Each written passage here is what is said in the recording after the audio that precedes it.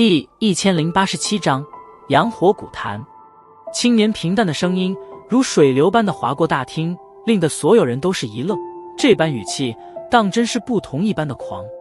那名为赵黑，秦国的黑衣老者，闻言也是怔了怔，旋即脸色缓缓地阴森而下，目光如同凶狼般地望着那对着大厅之内徐徐而来的青年。